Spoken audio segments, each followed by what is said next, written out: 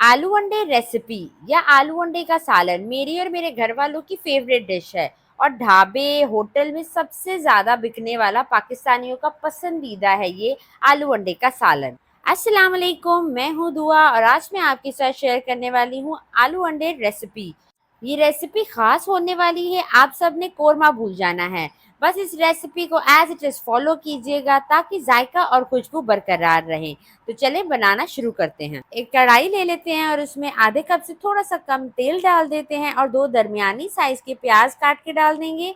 और फिर हमने प्याजों को मीडियम फ्लेम पे फ्राई करना है, इनको हमने गोल्डन करना है। आप यकीन करें, आलू अंडे का ये सालन इतना मज़ेदार बनकर तैयार होगा कि आपकी रोटियां कम पड़ जाएंगी। अब जैसे कि आप देख सकते हैं प्याज जो है वो गोल्डन हो चुके हैं। अब इसमें आधी गड्डी लहसुन छील के डाल देंगे और 2 से 3 हरी मिर्चें जो हमने काट ली थी वो डाल देंगे। और इन्हें हमने 10 से 12 सेकंड तक अच्छे से फ्राई करना है ताकि लहसुन भी पक जाए और हरी मिर्चें भी अच्छे से फ्राई हो जाए। सारी चीज़ें अच्छे से फ्राई करने के बाद इनको निकाल लेते हैं। इसे हम कैसे इस्तेमाल करेंगे वो आपको आगे जाके बताएंगे, तो वीडियो को कंप्लीट देखिएगा। इसी ऑयल में 1 टीस्पून साबुत ज़ीरा डाल देंगे और इसे 7 से 8 सेकंड तक अच्छे से कड़कड़ा लेंगे। अब इस पॉइंट पे डाल देते हैं हाफ कप टोमेटो प्यूरी। अगर आपके पास टोमेटो प्यूरी नहीं है तो आप 2 मीडियम साइज के टमाटर को ग्राइंड करके भी डाल सकते हैं। टोमेटो प्यूरी की वीडियो मेरे यूट्यूब चैनल पे अपलोड है, अगर आप चाहें तो वहां से जाके देख सकते हैं।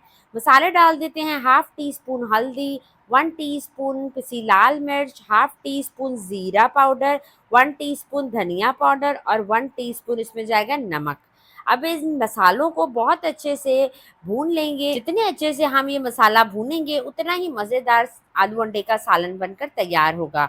अगर आप चैनल पे न्यू है तो जल्दी से मेरे channel cooking and tips with दुआ को सब्सक्राइब कर लें और सब्सक्राइब के बटन के साथ जो बेल का आइकन है उसे भी ज़रूर दबाएं ताकि इसी तरह की मज़ेदार रेसिपीज आपसे मिस ना हो। शुरू में हमने प्याज, लहसुन और हरी मिर्चों को फ्राई किया था। फ्राई करने के बाद उन्हें निकाल लिया था और ठंडा कर लिया था। ठंडा करने के बाद ग्राइंडर में डाल के पेस्ट बना लिया और अब पेस्ट इसमें शामिल कर देते हैं और अच्छे से इसे मिक्स करते हैं। अच्छे से इसे भूनेंगे तकरीबन 5 से 7 मिनट तक मीडियम फ्लेम पे। बीच में हमने थोड़ा थोड़ा पानी भी ऐड करना है ताकि मसाला जो है वो नीचे से ना लगे और बहुत ही अच्छे से भुन जाए।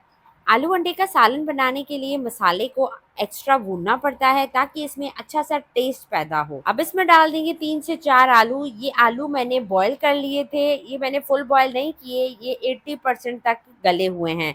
अगर आप चाहें तो कच्चे आलू भी इसमें डाल सकते हैं। अब आलूओं को भी 5 मिनट तक अच्छे से तेज आंच पे भूनेंगे ताकि आलूओं में भी फ्लेवर आ जाए मसाले का और वो फीके ना रहे बल्कि फ्लेवरफुल हो जाएं।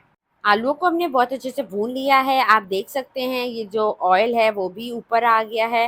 और अब हम इसमें डाल देंगे 1 गिलास पानी ताकि आलू में जो कसर रह गई थी वो भी पूरी हो जाए और इसे कवर करेंगे और 5 मिनट के लिए मीडियम टू लो फ्लेम पे आलूओं को गलाएंगे।